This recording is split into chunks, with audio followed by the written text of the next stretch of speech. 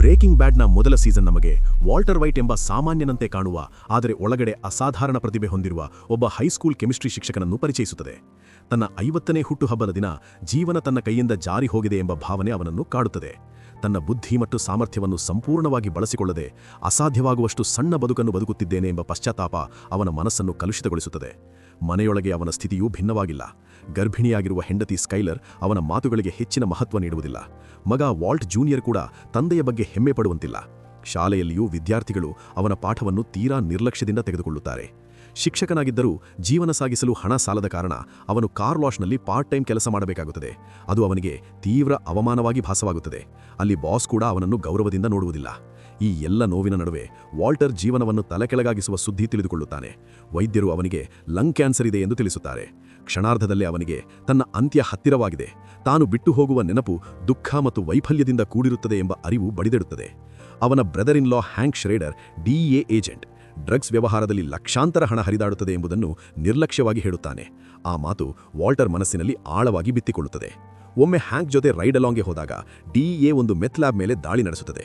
ಅಲ್ಲಿ ಕುಕ್ ಎಮಿಲಿಯೋ ಬಂಧನಕ್ಕೊಳಗಾಗುತ್ತಾನೆ. ಆದರೆ ಇನ್ನೊಬ್ಬ ವ್ಯಕ್ತಿ ತಪ್ಪಿಸಿಕೊಂಡು ಓಡಿ ಹೋಗುತ್ತಿರುವುದನ್ನು ವಾಲ್ಟರ್ ಗಮನಿಸುತ್ತಾನೆ. ಅವನು ಮತ್ತಾರೂ ಅಲ್ಲ, ವಾಲ್ಟರ್ನ ಹಳೆಯ ವಿದ್ಯಾರ್ಥಿ ಜೆಸ್ಸಿ ಪಿಂಕ್ಮನ್. ಸಮಸ್ಯೆಗಳಿಂದ ತುಂಬಿರುವ, ಡ್ರಗ್ಸ್ಗಳಿಗೆ ಅಂಟಿಕೊಂಡಿದ್ದರೂ ಒಳಗಿನಿಂದ ಒಳ್ಳೆಯ ಮನಸ್ಸು ಹೊಂದಿರುವ ಯುವಕ. ವಾಲ್ಟರ್ ಜೆಸ್ಸಿಯನ್ನು ಹುಡುಕಿ ತಲುಪಿ ತನ್ನ ಅಪಾರ ಕೆಮಿಸ್ಟ್ರಿ ಜ್ಞಾನದಿಂದ ಅತ್ಯಂತ ಶುದ್ಧ ಕ್ರಿಸ್ಟಲ್ ಮೆತ್ ತಯಾರಿಸಬಹುದು ಎಂದು ಹೇಳುತ್ತಾನೆ. ಜೆಸ್ಸಿ ತನ್ನ ಸಂಪರ್ಕಗಳ ಮೂಲಕ ಅದನ್ನು ಮಾರಾಟ ಮಾಡಬೇಕು ಎಂಬ ವಿಚಿತ್ರ ಆದರೆ ಅಪಾಯಕಾರಿ ಪ್ರಸ್ತಾಪವನ್ನು ಇಡುತ್ತಾನೆ. ಕೆಲವೇ ಕ್ಷಣದ ಹಿಂಜರಿಕೆಯ ಬಳಿಕ ಜೆಸ್ಸಿ ಒಪ್ಪಿಕೊಳ್ಳುತ್ತಾನೆ.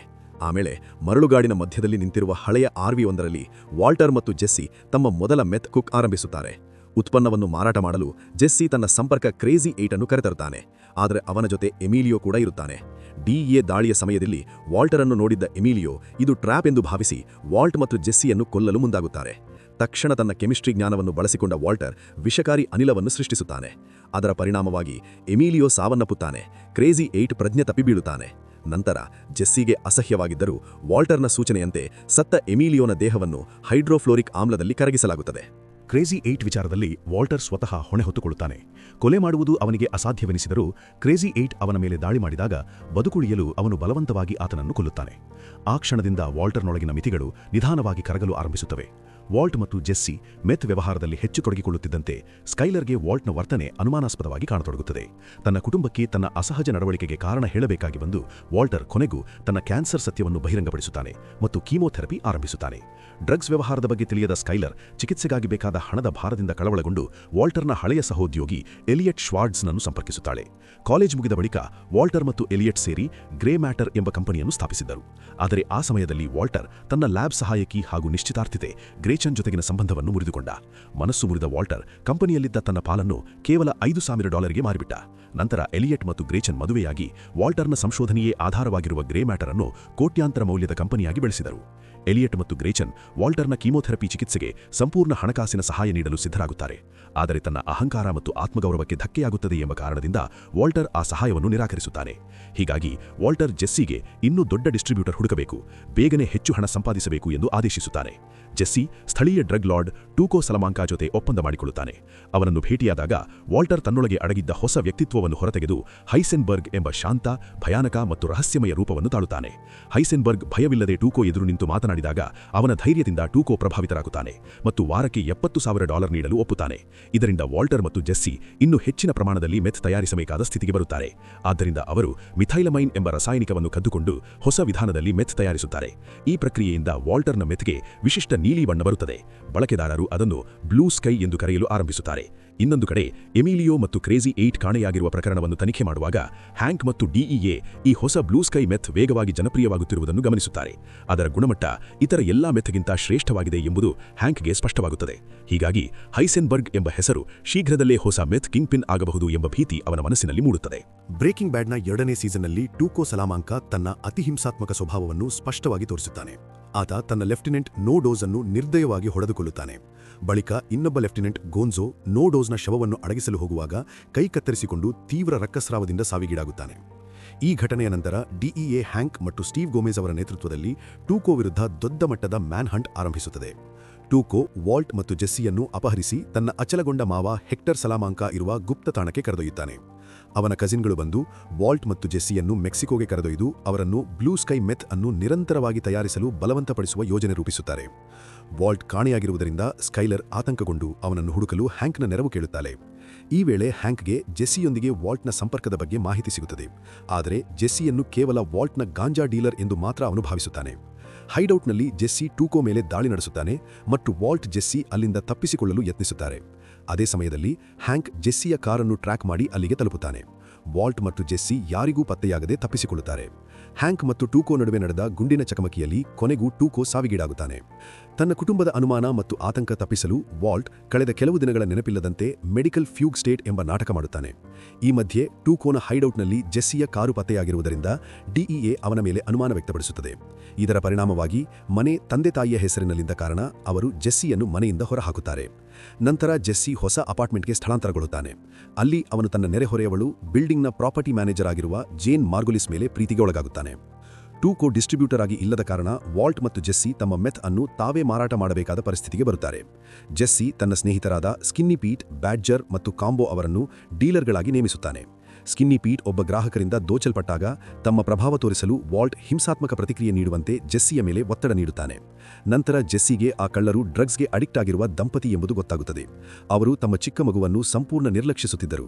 ಜೆಸ್ಸಿ ಮಗುವಿನ ಕಡೆ ಗಮನಹರಿಸುವಾಗ ಆ ಮಹಿಳೆ ತನ್ನ ಗಂಡನ್ನು ಕೊಲ್ಲುತ್ತಾಳೆ. ಈ ಘಟನೆ ಜೆಸ್ಸಿಯ ಮನಸ್ಸಿಗೆ ಆಳವಾದ ಆಘಾತ ನೀಡಿದ್ದು ಅವನು ಇನ್ನಷ್ಟು ಡ್ರಗ್ಸ್ ಕಡೆ ತಿರುಗುತ್ತಾನೆ. ಜೆಸ್ಸಿ ಒಂಟನತ ಮತ್ತು ದುಃಖದಲ್ಲಿ ಮುಳುಗಿರುವಾಗ ವಾಲ್ಟ್ ಜೆಸ್ಸಿ ಸ್ಪೂಜನ್ನು ಕೊಂದ ಎಂಬ ವದಂತಿಯನ್ನು ಹರಡಿ ಗ್ರಾಹಕರಿಗೂ ಎದುರಾಳಿಗಳಿಗೂ ಭಯ ಹುಟ್ಟಿಸುತ್ತಾನೆ. ಇದರ ಪರಿಣಾಮವಾಗಿ ಅವರ ಡ್ರಗ್ ವ್ಯವಹಾರ ಇನ್ನಷ್ಟು ವಿಸ್ತಾರಗೊಳ್ಳುತ್ತದೆ. ಆದರೆ ಮೆತ್ ಮಾರಾಟ ಮಾಡುವಾಗ ಬ್ಯಾಡ್ಜರ್ ಪೊಲೀಸರಿಗೆ ಸಿಕ್ಕಿಬೀಳುತ್ತಾನೆ. ಡಿಇಎ ಅವನನ್ನು ಬಳಸಿ ಹೈಸೆನ್ಬರ್ಗ್ ಬಗ್ಗೆ ಮಾಹಿತಿ ಪಡೆಯಲು ಯೋಚಿಸುತ್ತದೆ. ಬ್ಯಾಡ್ಜರ್ ಅನ್ನು ಜೈಲಿನಿಂದ ಬಿಡುಗಡೆ ಮಾಡಿಸಿಕೊಳ್ಳಲು ಮತ್ತು ತನ್ನನ್ನೇ ರಕ್ಷಿಸಿಕೊಳ್ಳಲು ವಾಲ್ಟ್ ಸಾಲ್ ಗುಡ್ಮನ್ ಎಂಬ ಕುಖ್ಯಾತ ಕ್ರಿಮಿನಲ್ ವಕೀಲನನ್ನು ಸಂಪರ್ಕಿಸುತ್ತಾನೆ. ಸಾಲ್ ತನ್ನ ಚಾತುರ್ಯದಿಂದ ಬ್ಯಾಡ್ಜರ್ ಮತ್ತು ವಾಲ್ಟ್ ಇಬ್ಬರನ್ನು ಡಿಇಎ ಅನುಮಾನದಿಂದ ಮುಕ್ತಗೊಳಿಸುತ್ತಾನೆ. ನಂತರ ಅವನು ವಾಲ್ಟ್ನ ಶಾಶ್ವತ ಕಾನೂನು ಸಲಹೆಗಾರನಾಗಿ ಡ್ರಗ್ ಹಣವನ್ನು ಕಾನೂನುಬದ್ಧ ಆದಾಯದಂತೆ ತೋರಿಸುವ ಮಾರ್ಗಗಳನ್ನು ಕಲಿಸುತ್ತಾನೆ. ಇದಕ್ಕೂ ಮಧ್ಯೆ ವಾಲ್ಟ್ನ ಡ್ರಗ್ ಚಟುವಟಿಕೆಗಳ ಬಗ್ಗೆ ಏನೂ ತಿಳಿಯದ ಗರ್ಭಿಣಿ ಸ್ಕೈಲರ್ ಕುಟುಂಬದ ಆರ್ಥಿಕ ಸ್ಥಿರತೆಗಾಗಿ ಮತ್ತೆ ಕೆಲಸಕ್ಕೆ ಸೇರುತ್ತಾಳೆ. ಅಲ್ಲಿ ಅವಳು ಇತ್ತೀಚೆಗೆ ವಿಚ್ಛೇದನ ಪಡೆದ ತನ್ನ ಬಾಸ್ ಟೆಡ್ ಬೆನೆಕೆ ಜೊತೆ ಹತ್ತಿರವಾಗುತ್ತಾಳೆ. ಟೆಡ್ ತನ್ನ ಕಂಪನಿಯಲ್ಲಿ ಭಾರೀ ಮಟ್ಟದ ತೆರಿಗೆ ವಂಚನೆ ಮಾಡುತ್ತಿದ್ದಾನೆ ಎಂಬ ರಹಸ್ಯ ಸ್ಕೈಲರ್ಗೆ ತಿಳಿಯುತ್ತದೆ ಮತ್ತು ಆ ರಹಸ್ಯವನ್ನು ಮುಚ್ಚಿಡಲು ಅವಳು ಸಹಕರಿಸಲು ಒಪ್ಪಿಕೊಳ್ಳುತ್ತಾಳೆ. ಇನ್ನೊಂದು ಕಡೆ ವಾಲ್ಟ್ಗೆ ತನ್ನ ಕ್ಯಾನ್ಸರ್ ಕಡಿಮೆಯಾಗುತ್ತಿದೆ ಎಂಬ ಸುದ್ದಿ ಸಿಗುತ್ತದೆ. ಅವನು ಜೆಸ್ಸಿ ಜೊತೆಗಿನ ಪಾಲುದಾರಿಕೆಯನ್ನು ಮುಗಿಸಿ ಸಾಮಾನ್ಯ ಜೀವನಕ್ಕೆ ಮರಳಲು ನಿರ್ಧರಿಸುತ್ತಾನೆ. ಆದರೆ ಹೈಸೆನ್ಬರ್ಗ್ ಆಗಿ ಅನುಭವಿಸಿದ ಶಕ್ತಿ ಮತ್ತು ಗೌರವ ಅವನ ಮನಸ್ಸಿಗೆ ಅಂಟಿಕೊಂಡು ಅವನನ್ನು ಅಹಂಕಾರ, ಕೋಪ ಮತ್ತು ಹಿಂಸಾತ್ಮಕ ವರ್ತನೆಯತ್ತ ತಳ್ಳುತ್ತವೆ. ವಾಲ್ಟ್ ಹಿಂದೆ ಸರಿದಿರುವಾಗ ನಕಲಿ ಡೀಲರ್ಗಳು ಹೈಸೆನ್ಬರ್ಗ್ನ ಪ್ರದೇಶಕ್ಕೆ ನುಗ್ಗಲು ಯತ್ನಿಸುತ್ತಾರೆ. ಇದರಿಂದ ಅವನ ಅಹಂಕಾರ ಕೆರಳಿ ಮತ್ತೆ ಜೆಸ್ಸಿ ಜೊತೆ ಕೈಜೋಡಿಸಲು ಅವನು ನಿರ್ಧರಿಸುತ್ತಾನೆ. ಇಬ್ಬರು ಸೇರಿ ತಮ್ಮ ಡ್ರಗ್ ಸಾಮ್ರಾಜ್ಯವನ್ನು ಇನ್ನಷ್ಟು ವಿಸ್ತಾರ ಮಾಡಲು ಮುಂದಾಗುತ್ತಾರೆ. ಈ ಮಧ್ಯೆ ಹ್ಯಾಂಕ್ಗೆ ಕೆಲಸದಲ್ಲಿ ಪದೋನ್ನತಿ ಸಿಗುತ್ತದೆ. ಆದರೆ ಅವನು ತೀವ್ರವಾದ ಪ್ಯಾನಿಕ್ ಅಟ್ಯಾಕ್ಗಳಿಂದ ಬಳಲಲು ಆರಂಭಿಸುತ್ತಾನೆ. ಅವನ ಪತ್ನಿ ಮೇರಿ ಆರ್ಥಿಕವಾಗಿ ಸುರಕ್ಷಿತವಾಗಿದ್ದರೂ ಅಂಗಡಿ ಕಳ್ಳತನದ ಚಟಕ್ಕೆ ಒಳಗಾಗುತ್ತಾಳೆ. ಇದರಿಂದ ಅವಳಿಗೂ ಸ್ಕೈಲರ್ಗೂ ನಡುವಿನ ಸಂಬಂಧದಲ್ಲಿ ಒತ್ತಡ ಉಂಟಾಗುತ್ತದೆ. ಮತ್ತೊಂದು ಕಡೆ ಕಾಂಬೋ ಎದುರಾಳಿ ಡೀಲರ್ನಿಂದ ಕೊಲ್ಲಲ್ಪಟ್ಟಾಗ ಸ್ಕಿನ್ನಿ ಪೀಟ್ ಭಯಗೊಂಡು ಡೀಲಿಂಗ್ ನಿಲ್ಲಿಸುತ್ತಾನೆ. ಬ್ಯಾಡ್ಜರ್ ಇನ್ನೂ ಡಿಇಎ ನಿಗಾದಲ್ಲಿರುವುದರಿಂದ ವಾಲ್ಟ್ ಮತ್ತು ಜೆಸ್ಸಿಗೆ ಡ್ರಗ್ ಮಾರುವ ಮಾರ್ಗವೇ ಉಳಿಯುವುದಿಲ್ಲ. ಕಾಂಬೋನ ಸಾವಿನಿಂದ ಜೆಸ್ಸಿ ಸಂಪೂರ್ಣವಾಗಿ ಮುರಿದು ಹೋಗಿ ಮೆತ್ ಅಡಿಕ್ಷನ್ಗೆ ಇನ್ನಷ್ಟು ಆಳವಾಗಿ ಜಾರುತ್ತಾನೆ. ಅವನ ಗೆಳತಿ ಜೇನ್ ಒಮ್ಮೆ ವ್ಯಸನದಿಂದ ಹೊರಬಂದಿದ್ದರೂ ಜೆಸ್ಸಿಗೆ ಹೆರಾಯಿನ್ ಉಪಯೋಗಿಸುವ ಪರಿಚಯ ಮಾಡಿಕೊಡುತ್ತಾಳೆ. ಹೊಸ ಡಿಸ್ಟ್ರಿಬ್ಯೂಟರ್ ಹುಡುಕುವ ಉದ್ದೇಶದಿಂದ ವಾಲ್ಟ್ ಸಾಲ್ ಗುಡ್ಮನ್ನ ಬಳಿ ಹೋಗುತ್ತಾನೆ. ಸಾಲ್ ಅವನನ್ನು ಗಸ್ ಫ್ರಿಂಕ್ಗೆ ಪರಿಚಯಿಸುತ್ತಾನೆ. ಗಸ್ ಹೊರಗೆ ನೋಡಲು ಶಾಂತ, ಸಂಯಮಿತ ಮತ್ತು ಸಾಮಾನ್ಯ ವ್ಯಕ್ತಿಯಂತೆ ಕಾಣುತ್ತಾನೆ. ಅವನು ಲಾಸ್ ಪೊಯೋಸ್ ಹೆರ್ಮ್ಯಾನೋಸ್ ಎಂಬ ಚಿಕನ್ ರೆಸ್ಟೋರೆಂಟ್ ಸರಣಿಯ ಮಾಲೀಕ. ಆದರೆ ಈ ಸಾಮಾನ್ಯ ಮುಖವಾಡದ ಹಿಂದೆ ಅವನು ಆ ಪ್ರದೇಶದ ಅತ್ಯಂತ ಶಕ್ತಿಶಾಲಿ ಮತ್ತು ಅಪಾಯಕಾರಿ ಡ್ರಗ್ ಕಿಂಗ್ ಪಿನ್ ಆಗಿರುತ್ತಾನೆ. ಗಸ್ ಮೊದಲಿಗೆ ವಾಲ್ಟ್ ಜೊತೆ ಕೆಲಸ ಮಾಡಲು ಹಿಂಜರಿಯುತ್ತಾನೆ.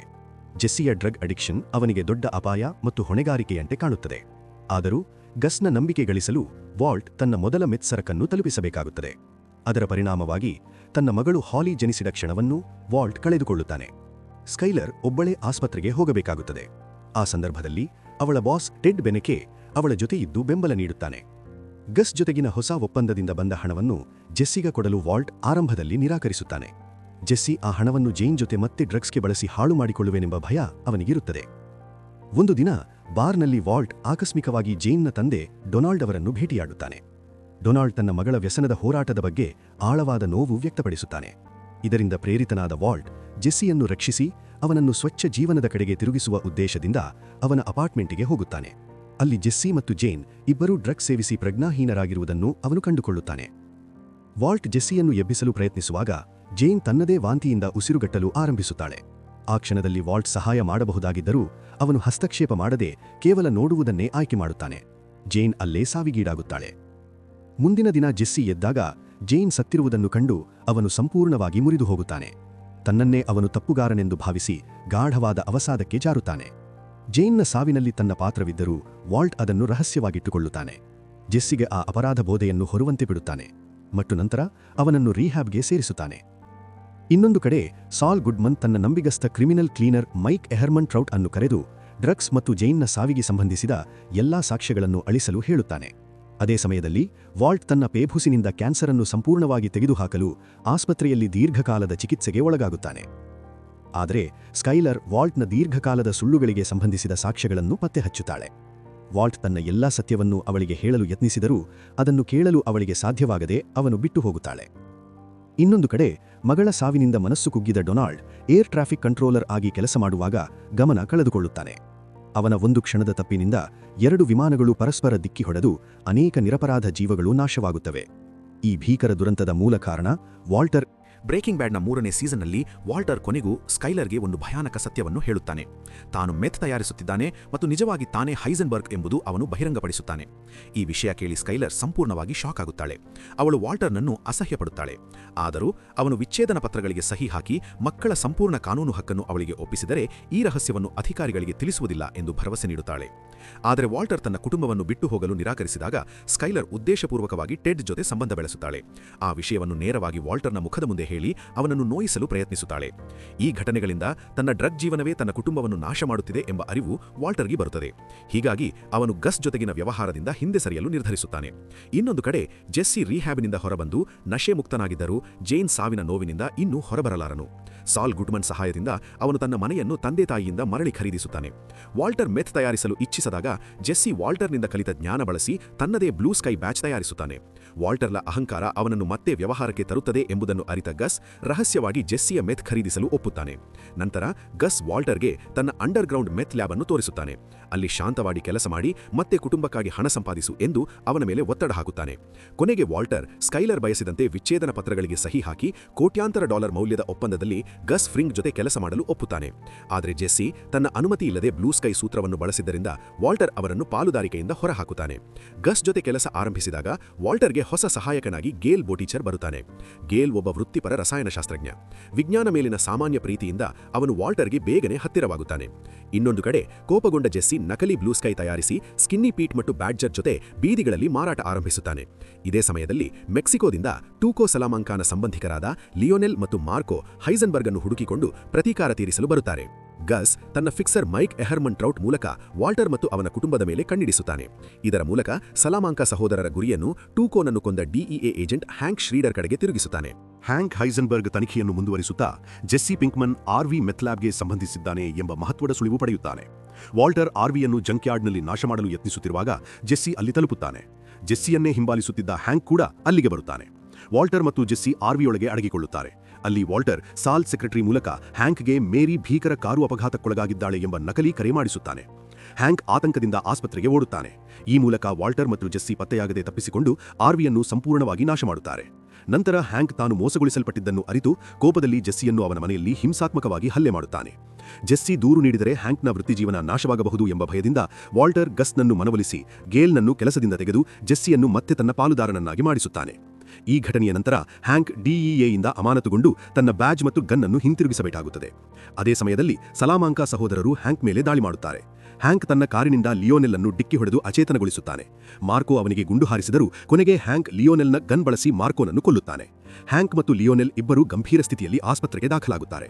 ತನ್ನ ಪಾತ್ರವನ್ನು ಮರೆಮಾಡಲು ಗಸ್ ಮೈಕ್ ಮೂಲಕ ಲಿಯೋನೆಲ್ ಅನ್ನು ಕೊಲ್ಲಿಸುತ್ತಾನೆ. ಮೆಕ್ಸಿಕನ್ ಕಾರ್ಟೆಲ್ ನಾಯಕ ಜುವಾನ್ ಬೋಲ್ಸಾವನ್ನು ಗಸ್ ಮೆಕ್ಸಿಕನ್ ಫೆಡರಲ್ಸ್ಗೆ ಒಪ್ಪಿಸಿ ಅವನ ಹತ್ಯೆಗೆ ಕಾರಣವಾಗುತ್ತಾನೆ. ಇದರ ಪರಿಣಾಮವಾಗಿ ಗಸ್ ಆ ಪ್ರದೇಶದ ಡ್ರಗ್ ವ್ಯಾಪಾರವನ್ನು ಸಂಪೂರ್ಣವಾಗಿ ತನ್ನ ಹಿಡಿತಕ್ಕೆ ತೆಗೆದುಕೊಳ್ಳುತ್ತಾನೆ. ಶೂಟೌಟ್ ನಂತರ ಹ್ಯಾಂಕ್ ನಡೆಯಲಾಗದ ಸ್ಥಿತಿಯಲ್ಲಿ ಹಾಸಿಗೆಯಲ್ಲೇ ಸಿಲುಕುತ್ತಾನೆ. ವೈದ್ಯರು ಅವನು ಮತ್ತೆ ನಡೆಯುವ ಸಾಧ್ಯತೆ ಕಡಿಮೆ ಎಂದು ಹೇಳುತ್ತಾರೆ. ಹ್ಯಾಂಕ್ ಮತ್ತು ಮೇರಿ ಭಾರೀ ವೈದ್ಯಕೀಯ ಸಾಲದಲ್ಲಿ ಮುಳುಗುತ್ತಾರೆ. ಈ ಸಂದರ್ಭದಲ್ಲಿ ಸ್ಕೈಲರ್ ವಾಲ್ಟರ್ ಒಬ್ಬ ಜೂಜುಗಾರನಾಗಿದ್ದು ಬ್ಲ್ಯಾಕ್ ಜಾಕ್ನಲ್ಲಿ $ಲಕ್ಷಾಂತರ ಗೆದ್ದಿದ್ದಾನೆ ಎಂಬ ಸುಳ್ಳು ಕಥೆಯನ್ನು ಸೃಷ್ಟಿಸುತ್ತಾಳೆ.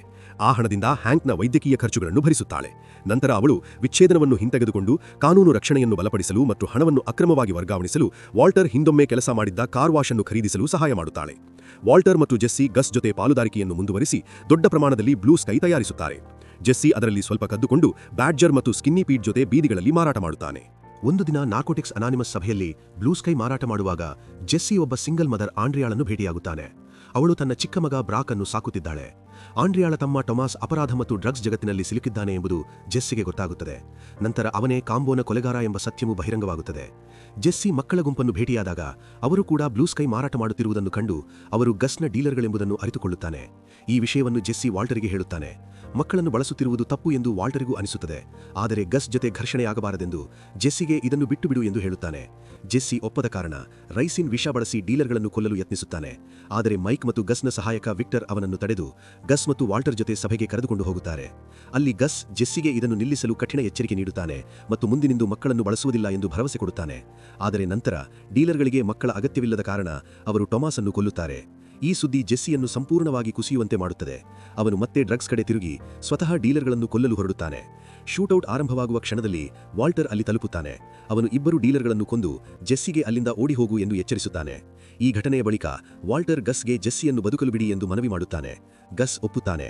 ಆದರೆ ಗೇಲ್ ಬೊಟೀಚರನ್ನು ಮತ್ತೆ ವಾಲ್ಟರ್ನ ಪಾಲುದಾರನಾಗಿ ನೇಮಿಸಿ ವಿಕ್ಟರ್ ಮೂಲಕ ಅವನ ಮೇಲೆ ನಿಗಾ ಇಡುತ್ತಾನೆ.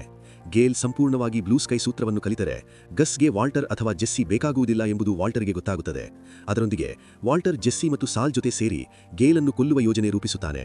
ಹೀಗೆ ಮಾಡಿದರೆ ತಾನು ಜೆಸ್ಸಿಯು ಗಸ್ಗೆ ಅನಿವಾರ್ಯರಾಗಿರುತ್ತಾರೆ ಎಂಬುದು ಅವನ ಲೆಕ್ಕ. ಆದರೆ ಗೇಲನ್ನು ಕೊಲ್ಲುವ ಮುನ್ನವೇ ಮೈಕ್ ಮತ್ತು ವಿಕ್ಟರ್ ವಾಲ್ಟರ್ ಅನ್ನು ಹಿಡಿದುಕೊಳ್ಳುತ್ತಾರೆ.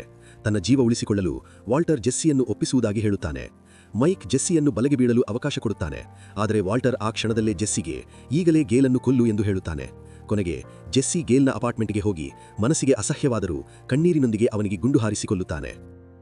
ಬ್ರೇಕಿಂಗ್ ಬ್ಯಾಡ್ 4ನೇ ಸೀಸನ್ನಲ್ಲಿ ವಿಕ್ಟರ್ ಗೇಲ್ನ ಅಪಾರ್ಟ್ಮೆಂಟ್ಗೆ ಹೋಗಿ ಜೆಸ್ಸಿಯನ್ನು ಬಲವಂತವಾಗಿ ಮೆತ್ ಲ್ಯಾಬ್ಗೆ ಕರೆತರ್ತಾನೆ. ಅಲ್ಲಿ ಜೆಸ್ಸಿ ಮತ್ತು ವಾಲ್ಟ್ ಇಬ್ಬರು ಗಸ್ ಮುಂದೆ ತಮ್ಮ ಜೀವ ಉಳಿಸಿಕೊಳ್ಳಲು ಬೇಡಿಕೊಳ್ತಾರೆ. ಆದರೆ ಗಸ್ ಅವರಿಗೆ ಪಾಠ ಕಲಿಸುವ ಉದ್ದೇಶದಿಂದ ಅವರ ಕಣ್ಣೆದುರಿಯೇ ವಿಕ್ಟರ್ ಅನ್ನು ಹತ್ಯೆ ಮಾಡ್ತಾನೆ. ಇದು ಮುಂದೆ ತಪ್ಪು ಮಾಡಿದರೆ ಪರಿಣಾಮ ಹೇಗಿರುತ್ತದೆ ಎಂಬ ಕಠಿಣ ಎಚ್ಚರಿಕೆಯಾಗಿ ಪರಿಣಮಿಸುತ್ತದೆ. ಆದರೂ ವಾಲ್ಟ್ ಭಯಪಡುವುದಿಲ್ಲ. ಗಸ್ ಅವನನ್ನು ಕೊಲ್ಲುವ ಮುನ್ನ ತಾನೇ ಗಸ್ ಅನ್ನು ಕೊಲ್ಲಬೇಕು ಎಂದು ನಿರ್ಧರಿಸಿ ಗನ್ ಖರೀದಿಸುತ್ತಾನೆ. ಮೈಕ್ ವಾಲ್ಟ್ಗೆ ಅವನ ಹತ್ಯಾ ಯೋಜನೆ ತನ್ನ ಗಮನಕ್ಕೆ ಬಂದಿದೆ ಮತ್ತು ಇನ್ನು ಮುಂದೆ ಅವನು ಗಸ್ ಅನ್ನು ನೇರವಾಗಿ ಭೇಟಿಯಾಗಲು ಅವಕಾಶ ಇರುವುದಿಲ್ಲ ಎಂದು ಎಚ್ಚರಿಸುತ್ತಾನೆ. ಗೇಲ್ನ ಕೊಲೆಯ ನಂತರ ಜೆಸ್ಸಿ ಮತ್ತೆ ಡ್ರಗ್ಸ್ ಹಾಗೂ ಗಂಭೀರ ಡಿಪ್ರೆಷನ್ಗೆ ಬೀಳ್ತಾನೆ. ಅವನ ಅಸ್ಥಿರ ವರ್ತನೆ ವ್ಯವಹಾರಕ್ಕೆ ಅಪಾಯಕಾರಿಯಾಗಬಹುದು ಎಂದು ಗಸ್ ಮತ್ತು ಮೈಕ್ ಆತಂಕಪಡುತ್ತಾರೆ. ಅದಕ್ಕಾಗಿ ಅವರು ಒಂದು ಕಳ್ಳತನದ ಯೋಜನೆಯನ್ನು ರೂಪಿಸಿ ಅದರ ಮೂಲಕ ಜೆಸ್ಸಿಗೆ ತಾನು ಹೀರೋ ಎಂಬ ಭಾವನೆ ಮೂಡಿಸುತ್ತಾರೆ. ಮೈಕ್ ಜೆಸ್ಸಿಯ ಕೌಶಲ್ಯಗಳನ್ನು ಮೆಚ್ಚುವಂತೆ ನಟಿಸಿ ಸರಕು ಸಾಗಾಟದ ವೇಳೆ ತನ್ನ ಅಧಿಕೃತ ಬ್ಯಾಕಪ್ ಆಗಿ ಅವನನ್ನು ನೇಮಿಸುತ್ತಾನೆ. ಇದರಿಂದ ಜೆಸ್ಸಿಗೆ ಹೊಸ ಆತ್ಮವಿಶ್ವಾಸ ಮತ್ತು ಜೀವನದ ಉದ್ದೇಶ ದೊರಕುತ್ತದೆ. ಜೆಸ್ಸಿಗೆ ಬಂದ ಹೊಸ ಜವಾಬ್ದಾರಿಗಳು ಅವನನ್ನು ಲ್ಯಾಬ್ ಕೆಲಸದಿಂದ ದೂರ ಇಡುತ್ತವೆ. ಇದನ್ನು ಗಮನಿಸಿದ ವಾಲ್ಟ್ ಗಸ್ ಅವರಿಬ್ಬರ ನಡುವೆ ಬಿರುಕು ಮೂಡಿಸಲು ಯತ್ನಿಸುತ್ತಿದ್ದಾನೆ ಎಂದು ಅರಿತುಕೊಳ್ಳುತ್ತಾನೆ. ಪ್ರತಿಕ್ರಿಯೆಯಾಗಿ ವಾಲ್ಟ್ ಸಿಗರೇಟಿನಲ್ಲಿ ಅಡಗಿಸಿರುವ ರಿಸಿನ್ ಬಳಸಿ ಗಸ್ ಅನ್ನು ಕೊಲ್ಲಲು ಜೆಸ್ಸಿಯ ಮೇಲೆ ಒತ್ತಡ ಹಾಕುತ್ತಾನೆ. ಇತ್ತ ಗೇಲ್ನ ಕೊಲೆಯ ವಿಷಯ ತಿಳಿದ ಸ್ಕೈಲರ್ ವಾಲ್ಟ್ ಮತ್ತು ಕುಟುಂಬದ ಸುರಕ್ಷತೆಯ ಬಗ್ಗೆ ಆತಂಕಗೊಳ್ಳುತ್ತಾಳೆ. ಆದರೆ ಹೆಚ್ಚುತ್ತಿರುವ ಅಹಂಕಾರದಿಂದ ವಾಲ್ಟ್ ನಾನೇ ಅವರಿಗಿರುವ ನಿಜವಾದ ಅಪಾಯ ಎಂದು ಹೆಮ್ಮೆಯಿಂದ ಹೇಳುತ್ತಾನೆ. ತನ್ನ ಶಕ್ತಿ ಮತ್ತು ಅಹಂಕಾರ ಹೆಚ್ಚಿಸಿಕೊಂಡ ವಾಲ್ಟ್ ಮಗ ವಾಲ್ಟ್ ಜೂನಿಯರ್ಗೆ ದುಬಾರಿ ಕಾರು ಖರೀದಿಸುತ್ತಾನೆ.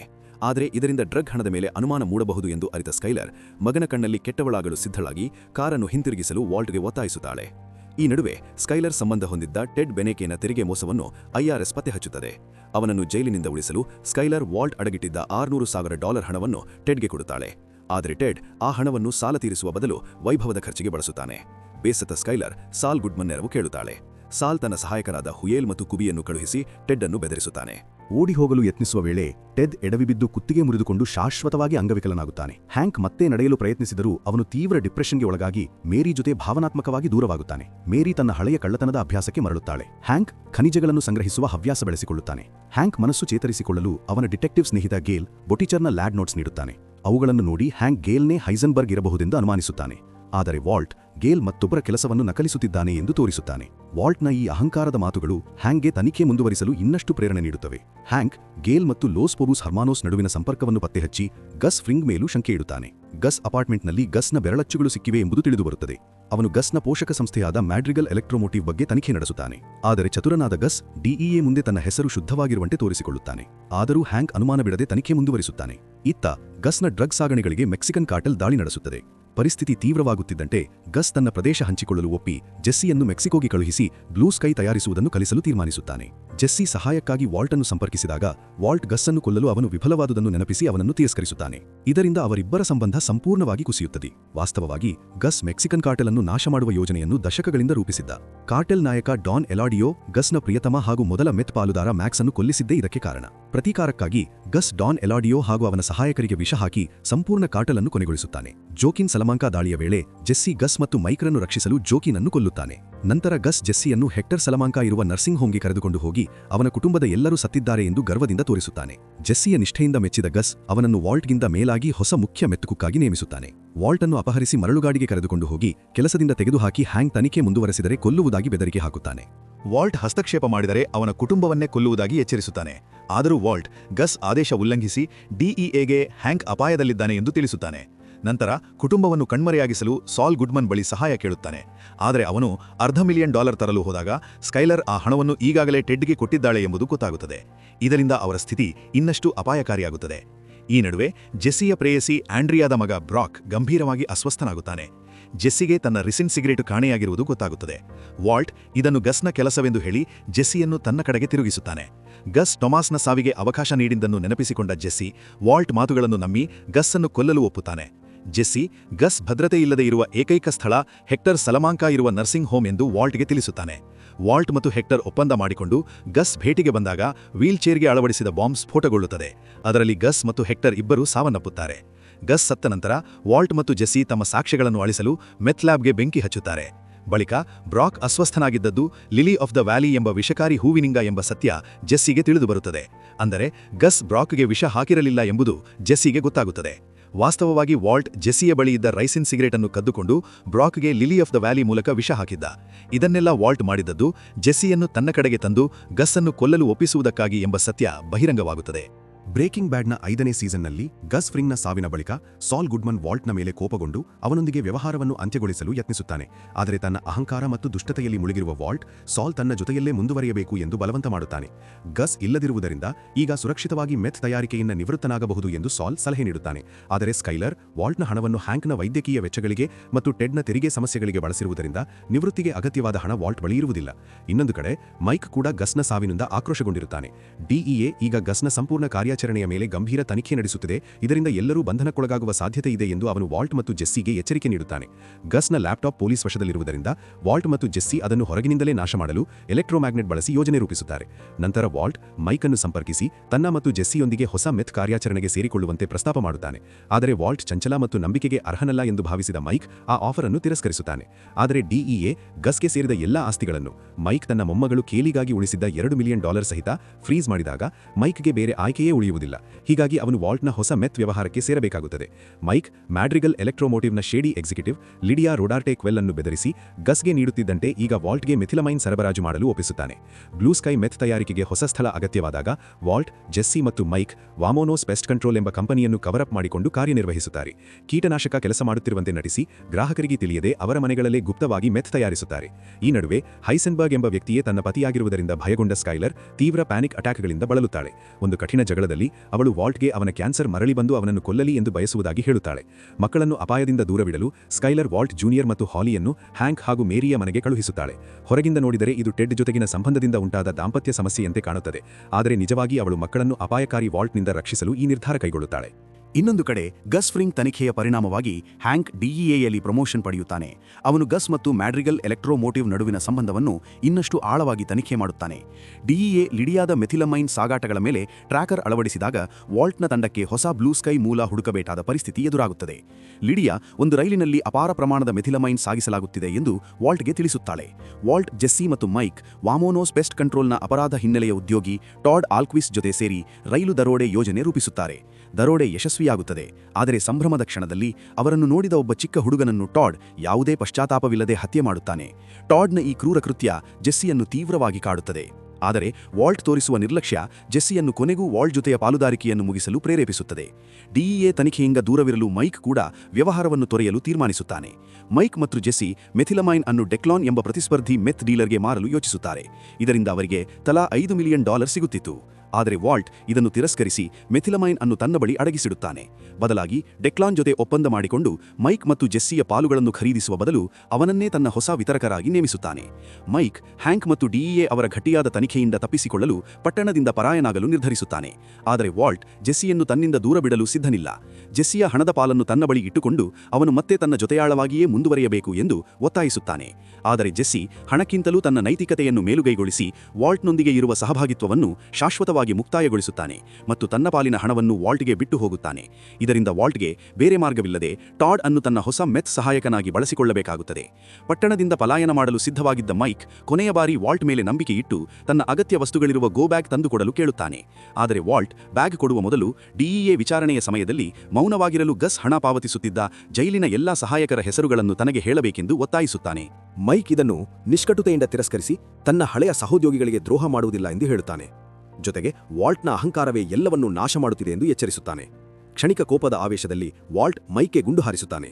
ತನ್ನದೇ ಕೃತ್ಯದಿಂದ ಅಚ್ಚರಿಗೊಂಡ ವಾಲ್ಟ್ ಮುಂದೆ ಮೈಕ್ ಕೊನೆಯ ಕ್ಷಣದಲ್ಲಿ ಧೈರ್ಯದಿಂದ ಅವನನ್ನು ನಿಂದಿಸಿ ಶಾಂತವಾಗಿ ಪ್ರಾಣ ಬಿಡುತ್ತಾನೆ. ಆಮೇಲೆ ವಾಲ್ಟ್ ಲಿಡಿಯಾದೊಂದಿಗೆ ಹೊಸ ಒಪ್ಪಂದಕ್ಕೆ ಬರುತ್ತಾನೆ.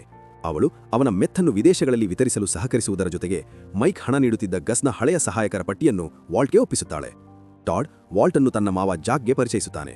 ಅವನು ಆರ್ಯನ್ ಬ್ರದರ್ಹುಡ್ನ ಕ್ರೂರ ಗ್ಯಾಂಗ್ ಲೀಡರ್. ವಾಲ್ಟ್ ಹಣ ನೀಡಿ ಜೈಲಿನಲ್ಲಿ ಬಂಧಿತರಾಗಿದ್ದ ಗಸ್ನ ಸಹಾಯಕರನ್ನು ಮೌನ ಕಾಯ್ದುಕೊಳ್ಳಲು ಒಂದೇ ಸಮಯದಲ್ಲಿ ನಿರ್ದಯವಾಗಿ ಕೊಲ್ಲಿಸುತ್ತಾನೆ. ತನ್ನ ಸಾಮ್ರಾಜ್ಯ ಕೊನೆಗೂ ಸ್ಥಿರವಾಗುತ್ತಿದ್ದಂತೆ ವಾಲ್ಟ್ ಮುಂದಿನ ಕೆಲವು ತಿಂಗಳುಗಳನ್ನು ಅಪಾರ ಪ್ರಮಾಣದ ಹಣ ಸಂಗ್ರಹಿಸುವುದರಲ್ಲಿ ಕಳೆಯುತ್ತಾನೆ. ಒಂದು ಹಂತದಲ್ಲಿ ಇಷ್ಟು ಹಣ ಸಾಕೇ ಎಂದು ವಾಲ್ಟ್ ಸ್ವತಃ ಪ್ರಶ್ನಿಸಿಕೊಳ್ಳಲು ಪ್ರಾರಂಭಿಸುತ್ತಾನೆ. ಅವನು ಜೆಸ್ಸಿಯೊಂದಿಗೆ ರಾಜಿ ಮಾಡಿಕೊಂಡು ಅವನಿಗೆ ಸಲ್ಲಬೇಕಾದ ಸಂಪೂರ್ಣ ಹಣವನ್ನು ಹಿಂದಿರುಗಿಸುತ್ತಾನೆ. ಜೊತೆಗೆ ಸ್ಕೈಲರ್ಗೆ ತಾನು ಮೆತ್ ತಯಾರಿಕೆಯನ್ನು ಶಾಶ್ವತವಾಗಿ ಬಿಟ್ಟುಬಿಡಲು ಸಿದ್ಧನಾಗಿದ್ದೇನೆ ಎಂದು ಭರವಸೆ ನೀಡುತ್ತಾನೆ. ಇದರಿಂದ ಸ್ಕೈಲರ್ ಮತ್ತು ವಾಲ್ಟ್ ನಡುವೆ ತಾತ್ಕಾಲಿಕ ಸಮಾಧಾನವಾಗುತ್ತದೆ ಮತ್ತು ವಾಲ್ಟ್ ಜೂನಿಯರ್ ಹಾಗೂ ಹಾಲಿ ಮತ್ತೆ ಮನೆಗೆ ಮರಳುತ್ತಾರೆ. ಆದರೆ ಈ ಶಾಂತಿ ಕ್ಷಣಿಕವಾಗಿರುತ್ತದೆ. ಒಂದು ದಿನ ಹ್ಯಾಂಕ್ ಗೇಲ್ ಬೋಟಿಚರ್ ವಾಲ್ಟ್ಗೆ ಉಡುಗೊರೆಯಾಗಿ ಕೊಟ್ಟಿದ್ದ ಪುಸ್ತಕವನ್ನು ನೋಡುತ್ತಾನೆ.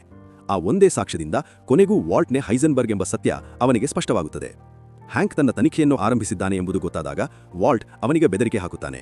ಸತ್ಯ ತಿಳಿದ ಮೇರಿ ತನ್ನ ಸಹೋದರಿ ಸ್ಕೈಲರ್ ವಾಲ್ಟ್ನ ಅಪರಾಧಗಳಲ್ಲಿ ಪಾಲ್ಗೊಂಡಿದ್ದಾಳೆ ಎಂಬುದನ್ನು ಅರಿತು ಮನಸ್ಸು ಕುಗ್ಗುತ್ತಾಳೆ. ಹ್ಯಾಂಕ್ ಡಿಇಎಗೆ ಸತ್ಯ ಹೇಳದಂತೆ ತಡೆಯಲು ವಾಲ್ಟ್ ಒಂದು ನಕಲಿ ಕನ್ಫೆಷನ್ ವಿಡಿಯೋ ಮೂಲಕ ಅವನನ್ನು ಬ್ಲ್ಯಾಕ್ಮೇಲ್ ಮಾಡುತ್ತಾನೆ. ಅದರಲ್ಲಿ ಹ್ಯಾಂಕ್ನೇ ಹೈಸೆನ್ಬರ್ಗ್ನ ಮಾಸ್ಟರ್ ಮೈಂಡ್ ವಾಲ್ಟನ್ನು ಬಲವಂತವಾಗಿ ಮೆತ್ ತಯಾರಿಸಲು ಬಳಸಿಕೊಂಡವನು ಎಂದು ಹೇಳಲಾಗುತ್ತದೆ.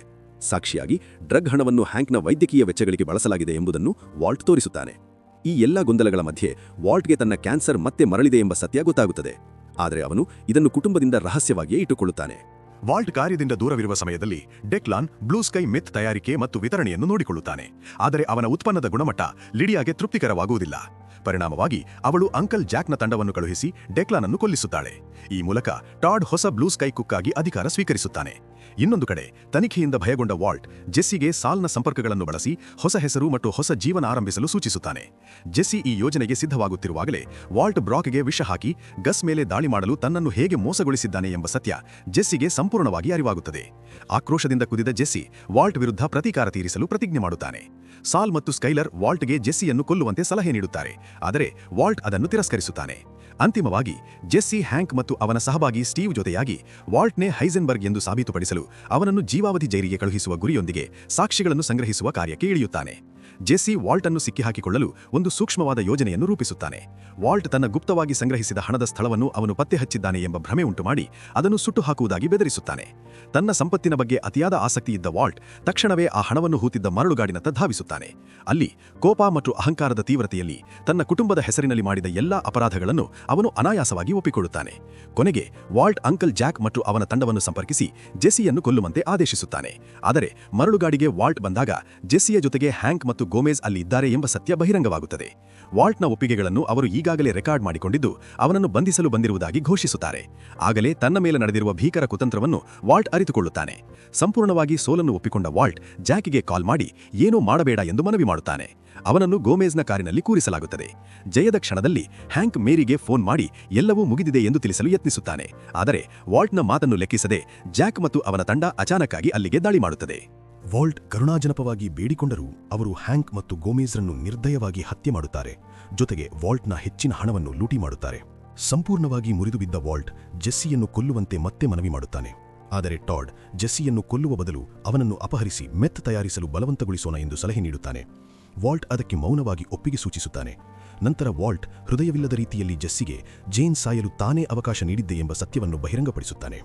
ಜೆಸ್ಸಿಯನ್ನು ಬಲವಂತವಾಗಿ ಮೆತ್ ಕುಕಿಂಗ್ಗೆ ಸಹಕರಿಸಲು ಟಾಡ್ ಆಂಡ್ರಿಯಾಳನ್ನು ಕೊಲ್ಲುತ್ತಾನೆ ಮತ್ತು ಜಾಕ್ ಬ್ರಾಕನ್ನು ಕೊಲ್ಲುವುದಾಗಿ ಬೆದರಿಕೆ ಹಾಕುತ್ತಾನೆ. ಅನಂತರ ವಾಲ್ಟ್ ಮನೆಗೆ ಮರಳುತ್ತಾನೆ. ಅವನು ತನ್ನ ಕುಟುಂಬವನ್ನು ತಕ್ಷಣವೇ ಮನೆ ಬಿಟ್ಟು ಹೊಸ ಜೀವನ ಆರಂಭಿಸಲು ಮನವೊಲಿಸಲು ಪ್ರಯತ್ನಿಸುತ್ತಾನೆ. ಆದರೆ ಸ್ಕೈಲರ್ ಹ್ಯಾಂಕ್ನ ಸಾವಿಗೆ ವಾಲ್ಟ್ನ ಕ್ರಿಯೆಗಳೇ ಕಾರಣವೆಂದು ಅರಿತುಕೊಂಡು ಅವನ ವಿರುದ್ಧ ತಿರುಗಿಬಿಡುತ್ತಾಳೆ. ಅವಳು ವಾಲ್ಟನ್ನು ಚಾಕುವಿನಿಂದ ಬೆದರಿಸಿ ಮನೆ ಬಿಟ್ಟು ಹೋಗಲು ಹೇಳುತ್ತಾಳೆ. ವಾಲ್ಟ್ ಆಕ್ರೋಶದಿಂದ ಸ್ಕೈಲರ್ ಮೇಲೆ ದಾಳಿ ಮಾಡಿದಾಗ ವಾಲ್ಟ್ ಜೂನಿಯರ್ ಮಧ್ಯಪ್ರವೇಶಿಸಿ ತನ್ನ ತಂದೆಯನ್ನು ತಡೆದು ಪೊಲೀಸರಿಗೆ ಕರೆ ಮಾಡುತ್ತಾನೆ. ತನ್ನ ಕುಟುಂಬವನ್ನು ಸಂಪೂರ್ಣವಾಗಿ ಕಳೆದುಕೊಂಡಿದ್ದಾನೆ ಎಂಬ ಸತ್ಯ ವಾಲ್ಟ್ಗೆ ಅಪ್ಪಳಿಸುತ್ತದೆ. ಪೊಲೀಸರು ಮಾತುಗಳನ್ನು ರೆಕಾರ್ಡ್ ಮಾಡುತ್ತಿದ್ದಾರೆ ಎಂಬುದನ್ನು ಅರಿತು ಸ್ಕೈಲರ್ಗೆ ತನ್ನ ಡ್ರಗ್ ಸಾಮ್ರಾಜ್ಯದ ಬಗ್ಗೆ ಏನೂ ಗೊತ್ತಿರಲಿಲ್ಲ ಎಂದು ಅವನು ಹೇಳಿಕೊಳ್ಳುತ್ತಾನೆ. ನಂತರ ವಾಲ್ಟ್ ಸಾಲ್ನ ಸಂಪರ್ಕವಾದ ಎಡ್ ಗಾಲ್ಬ್ರೈತ್ನನ್ನು ಭೇಟಿಯಾಗಿ ಹೊಸ ಗುರುತಿನೊಂದಿಗೆ ನ್ಯೂ ಹ್ಯಾಂಪ್ಶೈರ್ನಲ್ಲಿ ಗುಪ್ತ ಜೀವನ ನಡೆಸಲು ವ್ಯವಸ್ಥೆ ಮಾಡಿಕೊಳ್ಳುತ್ತಾನೆ. ಹಲವಾರು ತಿಂಗಳುಗಳ ಕಾಲ ಸಂಪೂರ್ಣ ಒಂಟಿತನದಲ್ಲಿ ಬದುಕುತ್ತಾ ತನ್ನ ಪಾಪಗಳು ಮತ್ತು ಪತನವನ್ನು ಎದುರಿಸಿದ ವಾಲ್ಟ್ ಕೊನೆಗೂ ಅಧಿಕಾರಿಗಳಿಗೆ ಶರಣಾಗಲು ನಿರ್ಧರಿಸುತ್ತಾನೆ. ಆದರೆ ಅದಕ್ಕೂ ಮೊದಲು ತನ್ನ ಮಗನಿಗೆ ಕರೆ ಮಾಡಿ ಉಳಿದಿರುವ ಹಣವನ್ನು ಕಳುಹಿಸುವುದಾಗಿ ಹೇಳುತ್ತಾನೆ. ಈಗ ತನ್ನ ಹೆಸರನ್ನು ಫ್ಲಿನ್ ಎಂದು ಬದಲಿಸಿಕೊಂಡಿರುವ ವಾಲ್ಟ್ ಜೂನಿಯರ್, ನೀನು ಸಾಯಬೇಕು ಎಂಬುದೇ ನನ್ನ ಆಸೆ ಎಂದು ತಂದೆಗೆ ಹೇಳುತ್ತಾನೆ. ಶರಣಾಗಲು ಹೊರಟ ಕ್ಷಣದಲ್ಲಿ ಟಿವಿಯಲ್ಲಿ ಎಲಿಯಟ್ ಮತ್ತು ಗ್ರೆಚನ್ ಶ್ವಾರ್ಟ್ಸ್ ಅವರ ಸಂದರ್ಶನವನ್ನು ವಾಲ್ಟ್ ನೋಡುತ್ತಾನೆ. ಅವರು ಗ್ರೇ ಮ್ಯಾಟರ್ ಕಂಪನಿಯನ್ನು ಅಪರಾಧಿ ವಾಲ್ಟರ್ ವೈಟ್ನಿಂದ ಸಂಪೂರ್ಣವಾಗಿ ದೂರವಿಡಲು ಯತ್ನಿಸುತ್ತಿರುವುದು ವಾಲ್ಟ್ನ ಅಹಂಕಾರಕ್ಕೆ ಮತ್ತೊಮ್ಮೆ ಬೆಂಕಿ ಹಚ್ಚುತ್ತದೆ. ಶರಣಾಗುವ ನಿರ್ಧಾರವನ್ನು ಕೈಬಿಟ್ಟು ಎಲ್ಲವನ್ನೂ ತನ್ನದೇ ನಿಯಮಗಳಲ್ಲಿ ಮುಗಿಸಲು ವಾಲ್ಟ್ ಮತ್ತೆ ಮರಳುತ್ತಾನೆ. ಅವನು ಎಲಿಯಟ್ ಮತ್ತು ಗ್ರೆಟ್ಚನ್ರನ್ನು ಬೆದರಿಸಿ ಫ್ಲಿನ್ ಹೆಸರಿನಲ್ಲಿ ಒಂದು ಟ್ರಸ್ಟ್ ಸ್ಥಾಪಿಸಿ ತನ್ನ ಉಳಿದ ಸಂಪತ್ತು ಮಗನಿಗೆ ತಲುಪುವಂತೆ ಮಾಡುವಂತೆ ಒತ್ತಾಯಿಸುತ್ತಾನೆ. ನಂತರ ವಾಲ್ಟ್ ಲಿಡಿಯಾಳನ್ನು ಭೇಟಿಯಾಗಿ ಜೆಸ್ಸಿಯ ಸಿಗರೇಟಿನಿಂದ ಕದ್ದಿದ್ದ ರೈಸಿನ್ ಬಳಸಿ ಅವಳಿಗೆ ವಿಷ ಹಾಕುತ್ತಾನೆ. ಅವಳ ಮರಣ ಅಷ್ಟರಲ್ಲೇ ಖಚಿತವಾಗುತ್ತದೆ. ಕೊನೆಗೆ ವಾಲ್ಟ್ ಸ್ಕೈಲರನ್ನು ಭೇಟಿಯಾಗಿ ಹೈಸೆನ್ಬರ್ಗ್ ಆಗಿ ಮೆತ್ ತಯಾರಿಕೆಯನ್ನು ಆರಂಭಿಸಿದ್ದು ಕುಟುಂಬದ ಸುರಕ್ಷತೆಗಾಗಿ ಎಂದು, ಆದರೆ ಕಾಲಕ್ರಮೇಣ ಅದು ತನ್ನ ಅಹಂಕಾರವನ್ನು ತೃಪ್ತಿಪಡಿಸುವ ಮಾರ್ಗವಾಗಿ ಬಿಟ್ಟಿತು ಎಂದು ಸತ್ಯವಾಗಿ ಒಪ್ಪಿಕೊಳ್ಳುತ್ತಾನೆ. ನಂತರ ಅವನು ತನ್ನ ಕುಟುಂಬಕ್ಕೆ ಕೊನೆಯ ವಿದಾಯ ಹೇಳುತ್ತಾನೆ. ಅಂತಿಮ ಮುಖಾಮುಖಿಗಾಗಿ ವಾಲ್ಟ್ ಜಾಕ್ನ ಕ್ಯಾಂಪ್ಗೆ ತೆರಳುತ್ತಾನೆ. ಅಲ್ಲಿ ಜಾಕ್, ಟಾಡ್ ಮತ್ತು ಆರ್ಯನ್ ಬ್ರದರ್ಹುಡ್ ಸದಸ್ಯರು ವಾಲ್ಟ್ನನ್ನು ಸುತ್ತುವರಿದು ಭಾರೀ ಗಾಯಗೊಂಡ ಜೆಸ್ಸಿಯನ್ನು ಹೊರಗೆ ತರುತ್ತಾರೆ. ವಾಲ್ಟ್ ತನ್ನ ಹಳೆಯ ಜೊತೆಯಾಳನನ್ನು ನೆಲಕ್ಕೆ ತಳ್ಳುತ್ತಾನೆ ಮತ್ತು ಕಾರಿನಲ್ಲಿ ಅಡಗಿಸಿದ್ದ ಮಷಿನ್ ಗನ್ ಅನ್ನು ಸಕ್ರಿಯಗೊಳಿಸುತ್ತಾನೆ. ಗುಂಡಿನ ಮಳೆಯು ಜಾಕ್ನ ಬಹುತೇಕ ಜನರನ್ನು ಕೊಲ್ಲುತ್ತದೆ. ಆ ಗೊಂದಲದ ನಡುವೆ ಜೆಸ್ಸಿ ಟಾಡ್ ಅನ್ನು ಕೊಲ್ಲುತ್ತಾನೆ ಮತ್ತು ವಾಲ್ಟ್ ಜಾಕ್ ಅನ್ನು ಗುಂಡಿಟ್ಟು ಕೊಲ್ಲುತ್ತಾನೆ. ಗುಂಡಿನ ದಾಳಿಯಲ್ಲಿ ತೀವ್ರವಾಗಿ ಗಾಯಗೊಂಡ ವಾಲ್ಟ್ ಜೆಸ್ಸಿಗೆ ನನ್ನನ್ನು ಸಾಯಿಸು ಎಂದು ಕೇಳಿಕೊಳ್ಳುತ್ತಾನೆ. ಆದರೆ ಜೆಸ್ಸಿ ಅದನ್ನು ನಿರಾಕರಿಸುತ್ತಾನೆ. ದ್ವೇಷ ಮತ್ತು ನೋವಿನಿಂದ ಕೂಡಿದ ನೋಟಗಳೊಂದಿಗೆ ಇಬ್ಬರು ಮಾಜಿ ಸಹಚರರು ಮೌನವಾಗಿ ವಿದಾಯ ಹೇಳಿಕೊಳ್ಳುತ್ತಾರೆ. ಜೆಸ್ಸಿ ಅಲ್ಲಿಂದ ಓಡಿ ಹೋಗುತ್ತಿದ್ದಂತೆ ವಾಲ್ಟ್ ತನ್ನ ಗಾಯಗಳಿಗೆ ಶರಣಾಗಿ ತಾನು ಸಾಧಿಸಿದ ಎಲ್ಲದರೊಂದಿಗೆ ಸಂತೃಪ್ತನಾಗಿ ಕೊನೆಗೂ ಮರಣವನ್ನು ಸ್ವೀಕರಿಸುತ್ತಾನೆ. ಕೊನೆಯದಾಗಿ ವಿಡಿಯೋ ನೋಡೋದಕ್ಕೆ ತುಂಬ ಧನ್ಯವಾದಗಳು.